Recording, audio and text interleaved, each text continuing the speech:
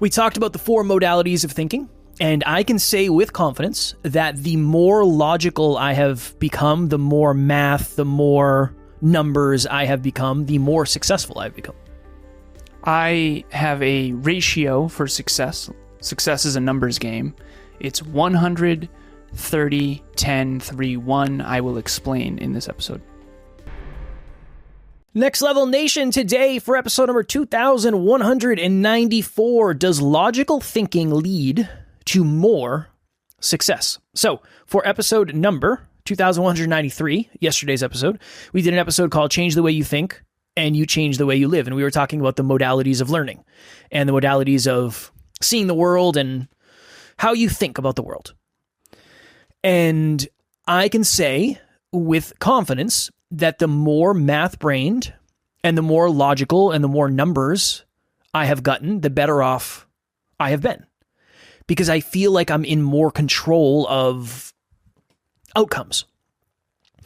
And one of the things I ask ChatGPT most often is, what's the probability of that?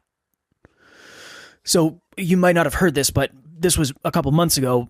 I had just gotten a new car. It was in the shop, even though it was brand new. I didn't have it for like 3 weeks. And I literally was thinking, okay, what can I get in exchange? I mean, this is a brand new car. It's not a cheap car. I should have my car. I'm making payments on a car I can't drive. And I literally did the whole thing in ChatGPT. And the question I kept asking was, what are the probabilities of this? Like, what are the chances this actually happens? And I ended up going with the thing that was most likely. And that's what we ended up doing. Cool. But that's not something I did in the past. That's not something I did at all. So real quick, this is my theory. External success, if you're not wired with math and numbers, is math and numbers. Internal relationships is vibe and energy. That's a big piece of relationships. And when you get really good at one thing, it can actually make the other ways of thinking harder. So that's my thesis to start. Yeah. I think a good metaphor would be, imagine you're a fighter and you have to go out into the world and you have to fight your way to your goals and dreams. I think that's a good metaphor. You can take it too far, obviously, but your right arm is one modality of thinking. Your left arm is the other.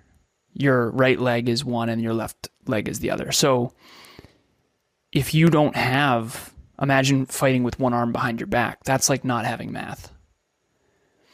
And I think that relationship success tends to be more emotional intelligence, which tends to be more connected with conversations, concepts, and words as your modality of thinking. And I wish that I could do a study on this. I don't know. Maybe one day I'll have a research lab and I'll do studies. We'll see. But there's 2 things that I've been thinking about since I was young. I had a girlfriend when I was 17 and a half, something like that, or late high school, early college. And she said, I hate math. I used to help her with all her math tests and do some of them for her, quite frankly, so we could fuck off. And I remember one of her teachers marked one of my answers wrong. And she brought it back to me. She said, you got this wrong. And I said, no, I didn't.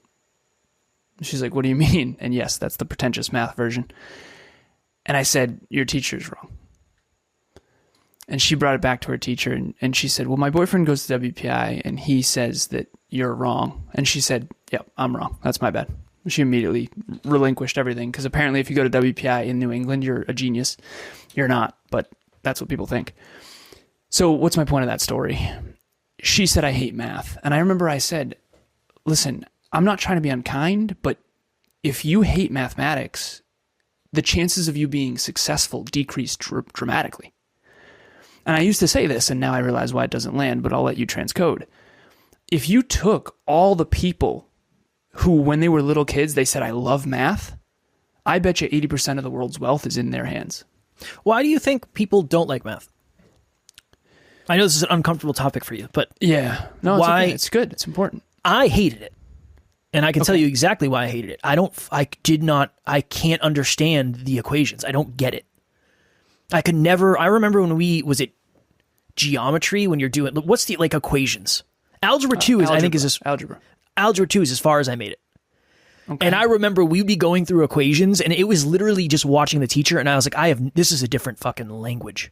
Yeah. What? What is this? The number that's in the house? Like, what is what the fuck does any of this mean? 4x equals 3x plus 2x. Find x. No, I don't. I won't. Where is it? I've lost it and I don't know where it is. I think that's why so many people. Great analogy. I did legs today. I was the only person doing legs at the gym. Why? Because doing legs sucks. Why do people statistically often have very little, small, skinny legs? Because it sucks, and that's the results they end up not getting. And I think that's a piece of it. I think math is a good connection to that. Yeah, agreed. I don't think it's naturally the way we think. You and I are reading a book called Making Numbers Count, and it's blowing my mind because I have a really hard time articulating mathematical concepts in simple ways. And if you only got to Algebra 2, most of the way I think, you don't. For sure. And that's really hard to be my business partner and to have nothing I say make sense. Less now, but yeah.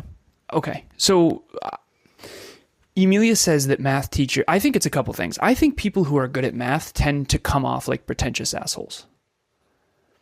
I literally just came off like an asshole right there in that story. I literally was like, nope, your teacher's wrong. Because in math, there's no like perspective. You're just fucking wrong. Like there's one answer and you're wrong and I'm right. And I think that it's very cold and calculated. We talked about that in the last episode. So I think math teachers tend to come off very pretentious and off-putting for emotionally driven people. I think it's also just naturally difficult. It's not a normal way for a human being to think. And some people are naturally good at it and then they get better at it and some people are not. And I went to college with some of the most intelligent people on earth, genuinely. And, you know, quite frankly, I'll just say this. I don't know if there's a single person that I went to college with who isn't a multimillionaire. Like right now. I'm not kidding. I would be surprised if there's anyone I went to college with who doesn't have a net worth above $1 million right now. Now, no, I don't mean the whole school. I mean my friends. My group of friends are all multimillionaires and they all invest money. They all work at tech companies. Like 21st century is all tech. It just makes sense. So, and they're all engineers and that, you know, some of them have masters and some of them don't, but the whole world needs engineers right now. You know, who builds computers, right? Engineers. So do you think computers matter much, right? If you look at, it's not like in the early 1900s when whoever built cars was the most wealthy. It's the people who are best at tech that are the most wealthy. That's just statistically true. And so we're talking about external success. So I promised in the opening that I would explain 130, 10, 3, 1. And I'm going to use one of my clients. Shout out to you. I know you're listening. She had one statement that she hired me for. And I said, give me 12 weeks. Give me 12 weeks and I promise, I will get you an aligned job. And I really feel very confident in that because it's just a numbers game. The chances of me not getting you a job in 12 weeks is wild because this person's amazing. Well, she applied to reach jobs. She applied to, neutral and then gimmies. And what I've found recently is that the gimmies actually aren't gimmies because she's so overqualified. And she's going into these small teams kind of freaking them out. Like, you're not going to stay. We know you're not going to stay because you're overqualified for this. So that's like an interesting thing. Being too good is actually a thing, by the way.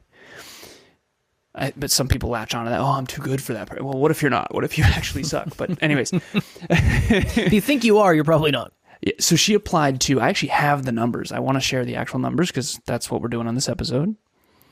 And I screenshotted it because I wanted people to know. People used to say like, Alan, there's just no jobs. It's like, I know I come off like an asshole, but you're wrong. Like, of course there's jobs, right? You applied to 4 fucking jobs and you think there's no jobs. So that's not true. Let me show you the real numbers of how what success really takes. You know, Ty Cobb, the Hall of Famer in the baseball, has a batting average of 366. And what does that mean? Can you explain what that means? Because that's like the best batting average in Major League Baseball history. Is that his total career average? It says he played from 1905 to 1928, almost entirely with the Detroit Tigers. He had .366. Batting average was .366. So I mean, essentially, out of every 10 up at bats you get, he got a hit 3.6 times, which is world class. Like that's anything. It's not just a hit though. He got on base, right? Well, that's a hit. Okay, That's a hit. He did not get out. So single, double, triple, home run. Because I could hit whatever. that shit foul ball, or I could hit it. No. You got to get on out. base. Yeah, you got to get on base. Okay, You so gotta he get on got base. on base 3.6 times out of every 10 at bats. Yes, which is world class. Yeah, that's world the class. highest in Major League Baseball history. I think that's a good metaphor for success. I do. Yeah, but even that's a really hard thing. Unless you understand baseball, it's hard to know because that doesn't sound that good. It's like only 1 out of 3. That's not great. It's like no, that is really good. But in sales, that's unbelievable. That's in world success, class. that's unbelievable. In applying to jobs, that's unbelievable. So this client, I'll keep it anonymous, she applied to 140 jobs. She got 30 responses. She got 8 interviews, and she got 1 aligned job offer. And she got the job. She loves it. It's great. At the tail end, I was like, oh, fuck. Why isn't this working, right? I did her resume cover letter. I didn't do it. She did a great job. I know you're listening. I looked it over, okay? Made sure it was on point. But the point that I'm making, though, is you just got to shoot a lot of shots. It is a numbers game. And if you're not logical and you're emotional and you fear rejection, you're in a lot of trouble. I had a podcast pre-call with someone today, and he was talking about how you know this person. Hold on. Jordan. Shout out to Jordan. What's your one thing podcast? Ah, yeah. Shout out to Jordan. And Jordan, we were talking about how, and I don't think he's a podcaster. He tells a story. He said, when I was young, we were convinced that there was just something about our family where the guys like just had something special. Like they had the it factor. And he said, I was convinced of that when I was young. We would get good opportunities. Girls liked us. The guy who came to book club? Yes. Nice. Yeah. Great dude. And he said, eventually, as I got older, I realized it wasn't that. It was just I believed that. So I took a lot of chances and I got results based on those chances. Then I said, isn't it interesting that if you believe in yourself, let's say you believe in yourself at a level 10, and I believe in myself at a level 1. I take 1 chance, you take 10 chances, same conversion rate. And you can explain this from the math perspective. Let's say it's a 10% conversion rate. So out of every 10 shots you take, you get 1 in. I only take 1 shot. So it takes me 10 fucking shots to get 1 in. You take you take 10 shots because that's who you are, and you get 1 in every time. You always feel more successful than I do. I feel like a fucking loser, and that perpetuates. Yeah, that's and what all are you the looking numbers. at? Are you looking at the misses or the W's? I'm looking at the misses, which is all. It seems like it's all the time. Yeah, you got to be careful. You can't just look at the swishes because then you end up delusional. But I think that's an important piece of logic that people say is, well, every rejection is 1 closer to a yes. Dumb. And true. True for someone who is going to keep shooting no matter what. But that's what people leave out. So it's dumb. They do leave that out. When I used to hear that, it was like, no, every single no for me has been 1 no closer to the next one. Unfortunately. Unfortunately. So fuck you. Coming from politely, the guy, fuck you. Coming from the guy who has like tons of clients now. You've taken I've got so many rejected shots. so many times. Yeah. Oh yeah, for sure. You've taken a lot of L's, but that's what it takes. Well, Dude, how do you get someone to understand that and then practice that? Because ultimately there's no way around this. it's the same as everything. You just break it down into the smallest possible particle you can and say, okay, don't think about taking 10 shots. Just take 1 shot more than you would and don't expect it to go in. It's not about the result. It's about the process. When I really got into like trying to help people overcome fears, you'll know this. This was my thing. I do not care about the result. I care about fear chasing. The fear chasing is the result.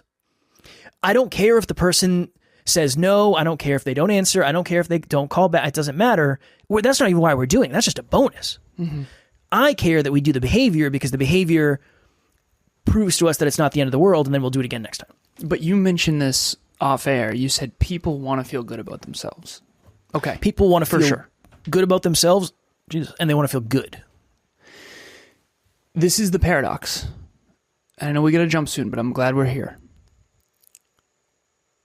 What it takes, do you think that her applying to 140 jobs and only getting 30 responses, most of those responses, do the math, she only got 8 interviews. So that means that 22 of the responses were no thank you or fuck no. I'm joking. Obviously no one said fuck no. But like, so you take 140 shots, you get 30 responses, and 22 of them are rejections.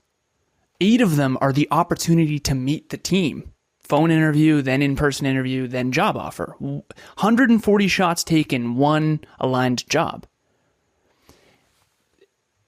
If your goal is to feel good, and I used to say this all the time, I actually open with a disclaimer now. I have a flashcard. I have disclaimers that I say before every book club. If you're here to feel better rather than actually get better, you have to leave now. If this podcast doesn't make anyone feel better, it can't by definition, because if we care about your success, listener or viewer, what it takes to be successful, assuming you're not going to lie, steal, cheat, or status or perception your way to success, which a lot of people are doing, unfortunately, assuming you want real success in the real world with integrity, you're going to have to take a lot of L's, and L's don't feel good. I think that if you take L's in the process toward results, I think you can build self-esteem and resilience, and I think that you start to feel good about yourself because you're the type of person who can handle taking losses. I want to be the type of person who can handle loss after loss after loss, and that's why I used to say no one will outfail me. And I know we're going to do an episode about try to fail behind the scenes if you can, and then in public try to do your best to actually win the Super Bowl, metaphorically. But if you are wired for trying to feel good all the time, you're in a lot of trouble, because you're almost guaranteed you don't actually feel good on the macro, because on the macro you need to fail forward in order to achieve your goals and dreams. So, and here's the thing, it doesn't feel good to not amount to much. That feels terrible. So it's always short-term pleasure or short-term self-esteem at the expense of what's possible for you. So that person that I'm referring to, shout out to you, she's at an aligned job. She's feeling real good. She's never been more on point. But that process, those 12 weeks were pretty terrible. Like, there were tears, that what am I doing wrong? Nothing. You're not doing anything wrong. I do think you're scaring the shit out of these companies because, you're definitely overqualified for what you're applying for. But at the end of the day, you're not doing anything wrong. You just got to keep cranking. A good perspective for me is I just think about it as planting. Just planting seeds. That's it. And I think it just helps me. We have a potential, I don't know. I was on a podcast a while ago. This person has like a podcast production company. It's a small one. They have 5 clients or 6 clients, whatever it is. And they're getting out of the business. And they reached out and said, hey, would you acquire these clients? Or the biz, we call it. And I said, yeah, absolutely. This is what we do, and I'd love to, and bada bing, bada boom. And I didn't hear from them for like a month. It's been like a month. So I reached back out today and said, hey, I just want to check in and make sure if you have any questions, I can answer them, whatever. That's a seed.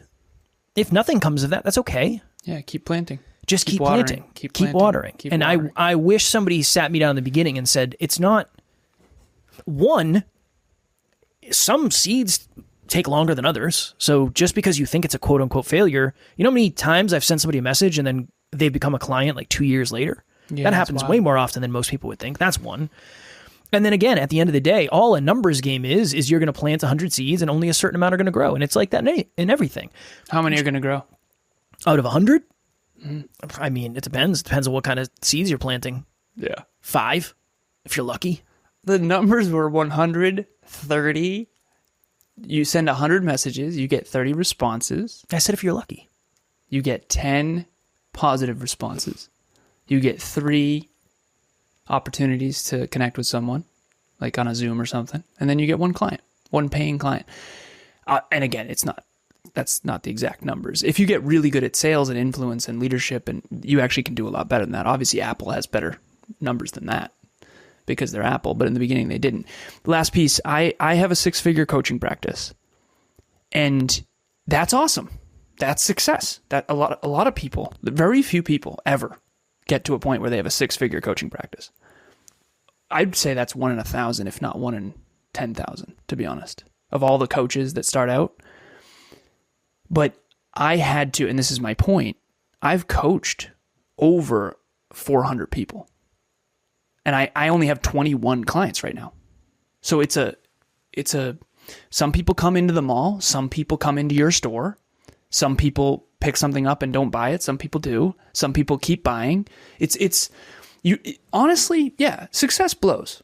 It does. It's like just repeatedly being waterboarded with failure constantly. But and I think that you just have to learn that and just accept that's an inevitable part of the process. And you're not alone. It's not like that's not the case for everybody, especially in the beginning. Well, I think that's the logic and that's the math part of it. As you can see, oh, it's actually getting better, even though it feels like it's getting worse. Oh, interesting. And that, I feel like that helps, right? And to your point, most people don't ever understand what the numbers actually are because nobody tells them. We have, as of today, 1 point something million listens. I have no idea. And we work with 1.3 almost. 100 and however many clients. Think about those fucking numbers. 1 million listens leads to 100 clients. That. And all things considered, we're above average on the way we're doing things.